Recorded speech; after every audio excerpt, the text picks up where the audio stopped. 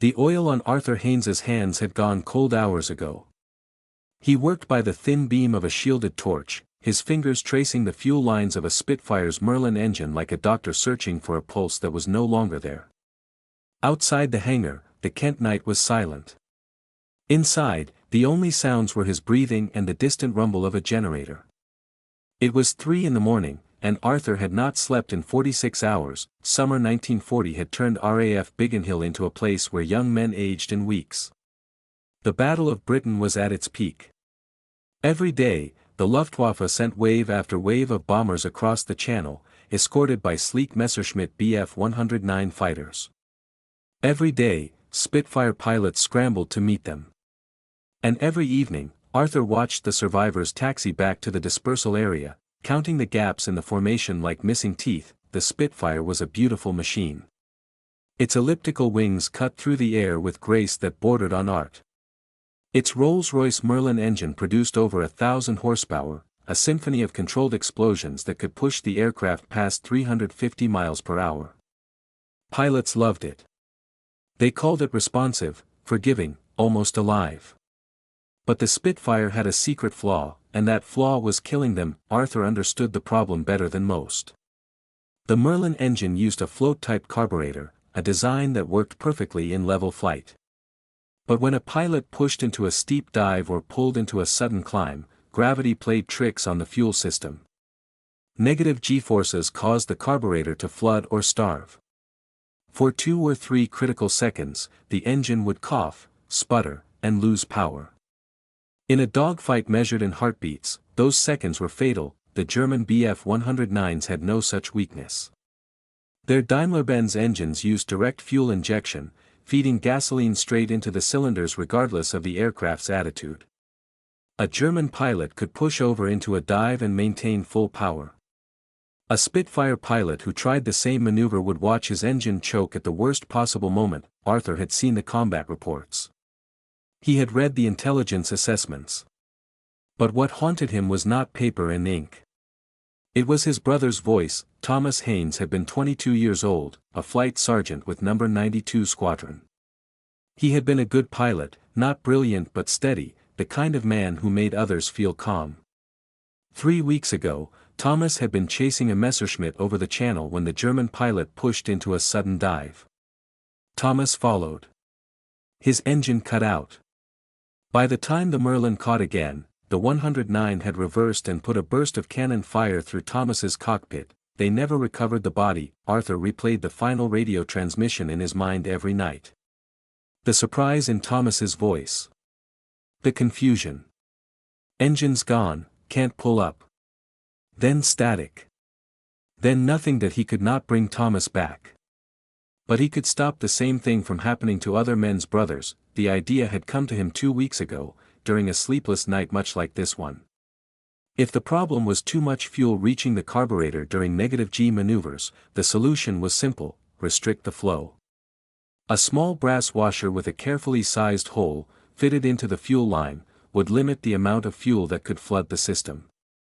It would not fix the problem completely, but it would reduce the engine cutout to a fraction of a second instead of several deadly seconds. Arthur had drawn up specifications. He had calculated flow rates. He had even machined a prototype in the maintenance shop after hours. The device was elegant in its simplicity, a disc of brass smaller than a shilling coin that he had taken it to Chief Engineer Wallace Briggs with hope burning in his chest. Briggs had listened for perhaps 30 seconds before cutting him off. "We don't modify engines based on hunches," he said. "Rolls-Royce designs them, we maintain them. That's the chain. Break it, and you'll be court-martialed before your tea gets cold." Arthur had argued. Briggs had threatened. The meeting ended with Arthur ordered back to standard maintenance duties and warned never to raise the subject again. That had been 9 days ago. Since then, 7 more pilots from Biggin Hill had been killed. Arthur knew because he counted them. He knew their names, their faces, the particular sounds their aircraft made when they returned damaged or did not return at all. Now he stood in the dark hangar, his prototype hidden in his pocket, staring at a Spitfire that would fly again tomorrow carrying a young man toward a sky full of enemies. He thought about orders. He thought about consequences. He thought about Thomas, then he pulled out the brass restrictor and reached for his tools. Somewhere across the airfield, a pilot was trying to sleep before dawn. He did not know that his life might depend on a small piece of brass and the steady hands of a grieving engineer working alone in the dark. Outside, the first gray light began to touch the eastern horizon. The war was waking up. Flight Lieutenant David Mercer sat alone in the dispersal hut, watching cigarette smoke curl toward the ceiling. The other pilots had gone to the mess for dinner, but Mercer had no appetite. He had not eaten properly in weeks. The squadron doctor had noticed the weight loss and said nothing. Everyone was losing weight.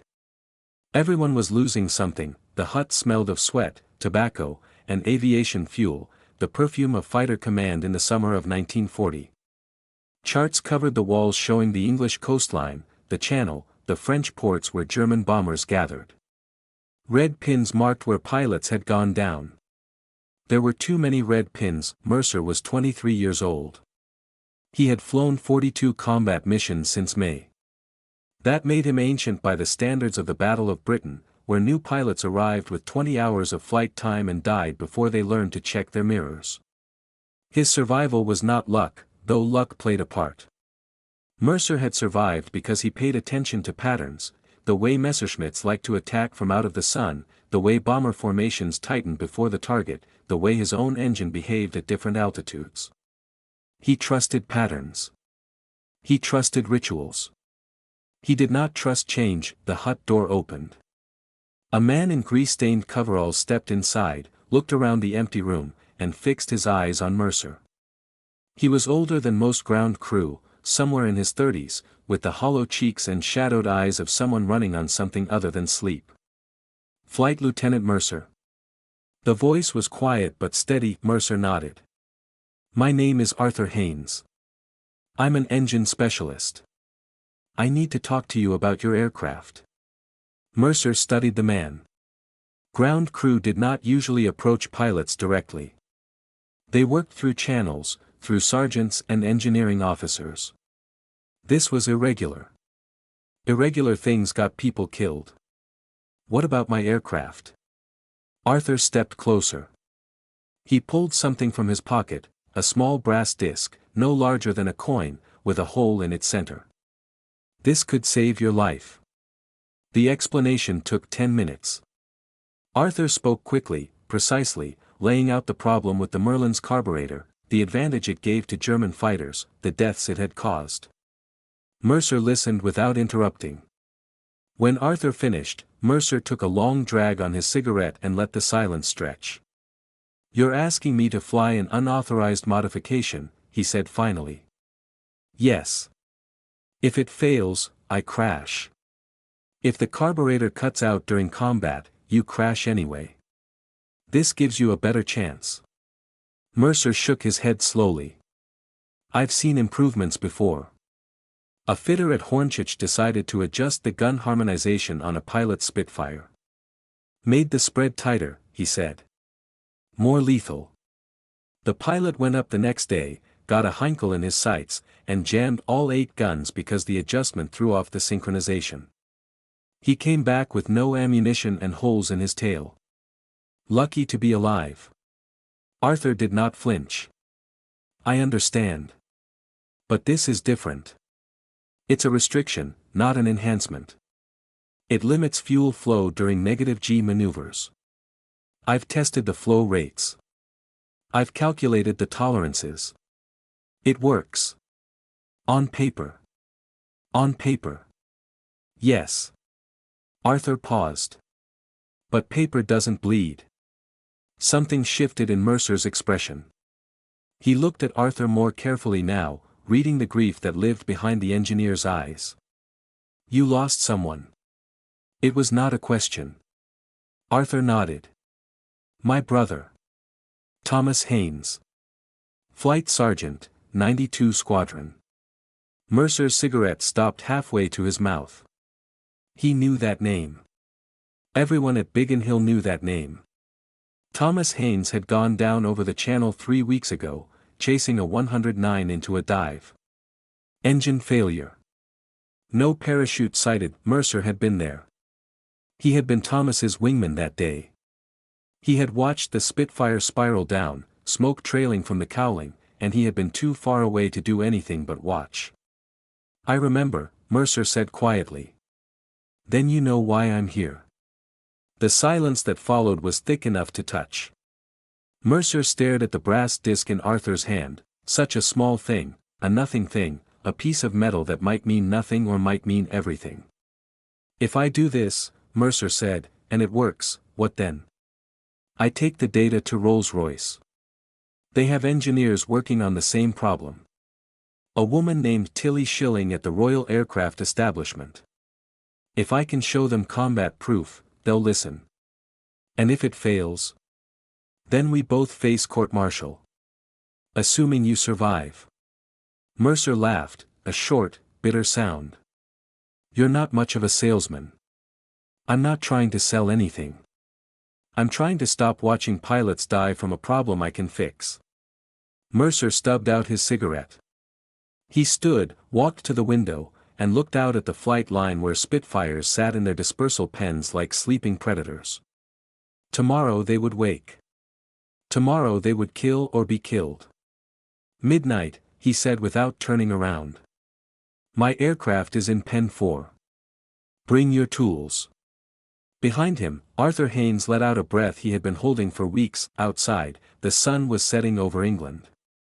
The sky turned red and gold, beautiful and indifferent. Somewhere across the channel, German pilots were finishing their dinners and checking their maps. The war did not pause for small brass discs or grieving brothers or reluctant pilots making dangerous choices in empty rooms, but sometimes, in the spaces between battles, the small choices mattered most. The radar operators at Pevensey Chain Home Station saw them first, a dark mass of contacts crawling across their screens from the direction of Calais.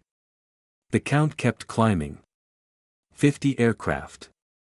Then 80. Then more than 100. By the time the scramble order reached Biggin Hill, the largest Luftwaffe formation in weeks was already crossing the channel. David Mercer was playing cards in the dispersal hut when the telephone rang. The orderly answered, listened for 3 seconds, and shouted the word that stopped every heart in the room: scramble. Chairs crashed backward. Cards scattered. 12 pilots sprinted for the door, pulling on Mae Wests and grabbing helmets as they ran. Mercer's boots pounded the grass toward dispersal Pen 4, where his Spitfire waited with its engine already being primed by the ground crew. He did not think about the brass restrictor hidden in his fuel line. He did not think about Arthur Haynes. He thought only about getting into the air before the Germans arrived. 90 seconds later, his Spitfire was climbing. The Merlin engine screamed at full boost, pulling the aircraft up through scattered clouds toward the rendezvous altitude of 18,000 feet. Around him, 11 other Spitfires climbed in formation, their elliptical wings catching the morning light. The controller's voice crackled through his headset: 50+ bandits, Angels 20, heading northwest. Escort fighters above and behind. Mercer acknowledged and checked his mirror. The sky behind him was clear. The sky ahead was not that he saw the bombers first, a tight formation of Heinkel He-111s, their twin engines droning in the distinctive unsynchronized rhythm that British pilots had learned to hate. Above and behind the bombers, like wolves guarding a flock, flew the Messerschmitt Bf-109s. Mercer counted at least 30 fighters. The odds were bad, but the odds were always bad. The squadron leader's voice came over the radio: tally-ho. Red section, take the fighters. Blue section, go for the bombers. Mercer was red too. He followed his section leader into a climbing turn that brought them above the German fighters. The 109s saw them coming and broke formation, scattering like startled fish. In seconds, the sky became a swirling chaos of aircraft, contrails, and tracer fire. A Messerschmitt slid onto Mercer's tail. He saw the yellow nose cone in his mirror, saw the flicker of cannon fire, and threw his Spitfire into a hard right turn. The German followed. Mercer pulled tighter, feeling the G-forces crush him into his seat, watching the horizon spin. The 109 was still there. German pilots were good. This one was very good. Standard doctrine said to never let a 109 get above you. Standard doctrine said to use the Spitfire's superior turning radius to shake a pursuer. But Mercer had tried both, and the German was matching him move for move. He had one option left, an option that would have killed him 3 days ago. That he pulled back on the stick and pointed his nose at the sun. The Spitfire climbed at an angle that defied reason. Mercer's vision narrowed as blood drained from his head. The altimeter spun upward, 19,000 feet, 20,000, 21. He waited for the engine to cough. He waited for the carburetor to flood. He waited for the Merlin to betray him the way it had betrayed Thomas. The engine roared. It did not falter. It did not stutter. The brass restrictor held the fuel flow steady, and the Merlin pulled him higher with every heartbeat. Behind him, the Messerschmitt pilot faced an impossible choice. If he followed the climb, his own engine would hold, but his aircraft would stall first. The Spitfire had a lower wing loading. It could climb steeper and slower without falling out of the sky. The German pilot knew this. Every German pilot knew this. That was why Spitfires were not supposed to climb like this. Their engines were supposed to fail. The 109 fell away. Mercer saw it break off, saw the pilot level out and look for easier prey. He rolled his Spitfire over the top of the climb, hung inverted for a moment at 22,000 feet, then dove. The German never saw him coming. Mercer's thumb found the firing button. 8 Browning machine guns erupted, sending 300 rounds per second into the Messerschmitt's engine cowling. Smoke poured from the 109. The canopy flew off. A dark figure tumbled away, and a parachute blossomed white against the blue. Red 2, Splash 1, Mercer transmitted. His voice was steady. His hands were shaking that he repeated the maneuver twice more in the next 15 minutes. Each time, the restrictor held. Each time, the Merlin pulled him through angles that should have been suicide. Each time, a German pilot discovered that the rules had changed. The squadron landed 40 minutes later. 2 Spitfires did not return, Mercer's wingman and a young replacement pilot who had arrived only yesterday. The cost of victory was always paid in names. Mercer climbed out of his cockpit on unsteady legs. Ground crew swarmed around his aircraft, counting bullet holes, checking damage. Among them stood Arthur Haynes, his face pale, his eyes searching. Mercer pulled off his helmet. For a long moment, neither man spoke. 3 confirmed kills, Mercer finally said. Engine never missed a beat. Arthur closed his eyes. When he opened them again, they were wet. Thank you. Don't thank me yet.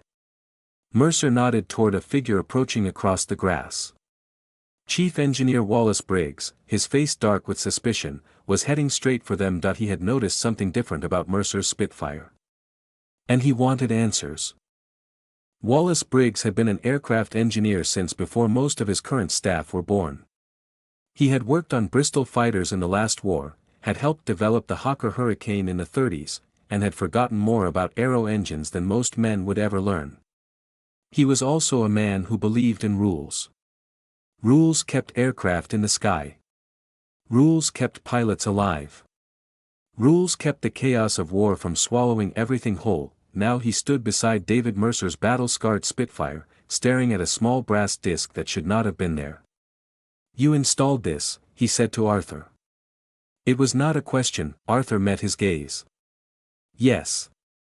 Without authorization. Without testing protocols.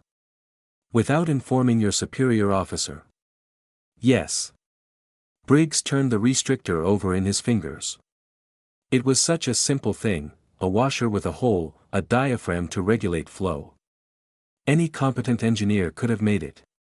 That was what troubled him most. "Do you understand what you've done?" Briggs asked.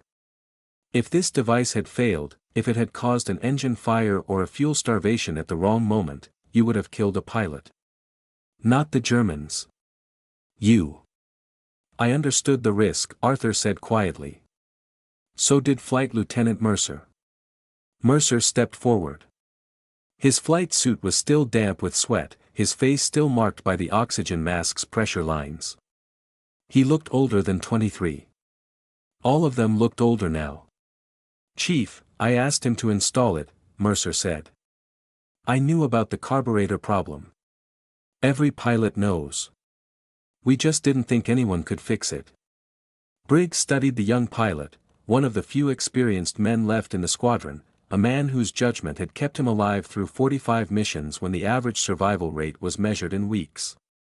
Then he looked at Arthur, the engineer who had lost his brother and decided to do something about it.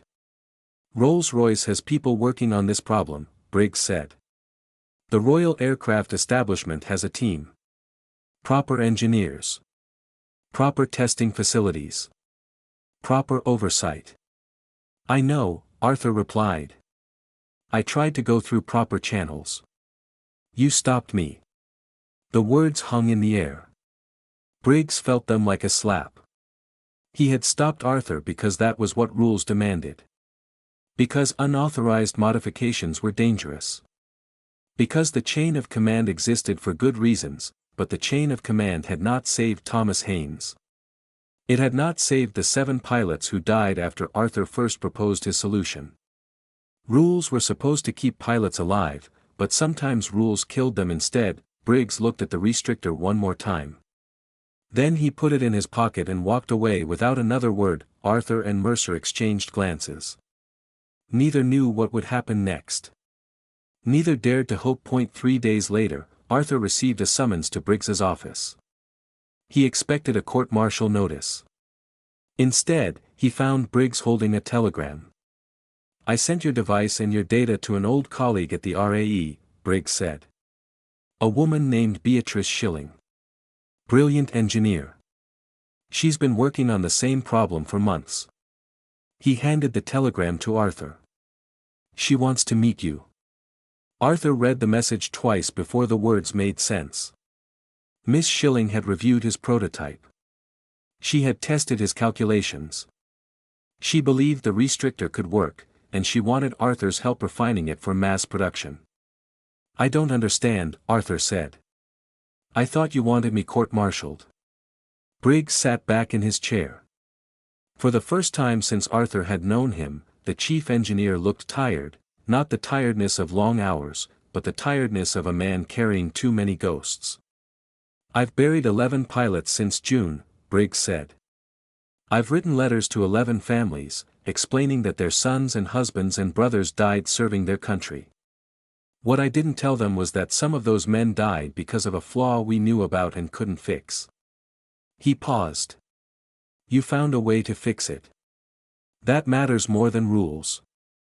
Arthur left for the RAE facility in Farnborough the following week. He worked alongside Beatrice Schilling through the autumn of 1940, refining the restrictor until it could be manufactured quickly and installed easily. By early 1941, the device, officially called the RAE restrictor but nicknamed Miss Schilling's orifice by irreverent pilots, was being fitted to Merlins across Fighter Command. The modification was not perfect. It limited fuel flow during -G maneuvers, but it also slightly reduced maximum performance during certain conditions. Purists complained. But pilots stopped dying from engine cutouts during dives, and that was enough. David Mercer continued flying. He survived the Battle of Britain, survived the night raids of the Blitz, survived long enough to become a squadron leader himself. Before each mission, he touched a small brass ring on a chain around his neck, a prototype restrictor that Arthur had given him before leaving Biggin Hill. Years later, when young pilots asked him about it, Mercer would look toward the sky and remember a grieving engineer working alone in a freezing hangar, a secret modification made by flashlight, and 90 seconds over Kent that changed everything. "A friend gave it to me," he would say. "Reminds me that sometimes the smallest things keep you in the air." The Spitfire's Merlin engine was never truly fixed until fuel injection was introduced after the war. But Miss Schilling's orifice saved countless lives in the years between, a simple brass washer that cost pennies to make and was worth more than gold to the men who flew with it. Arthur Haynes returned to Biggin Hill once, in the autumn of 1941. He walked to the small cemetery where pilots were buried, found his brother's memorial marker, and placed a brass restrictor on the stone. "I couldn't save you," he said quietly. "But I saved some of the others." The wind carried his words away. Above him, a formation of Spitfires climbed toward the clouds, their engines running clean and true. Arthur watched them until they disappeared, then turned and walked back into the war.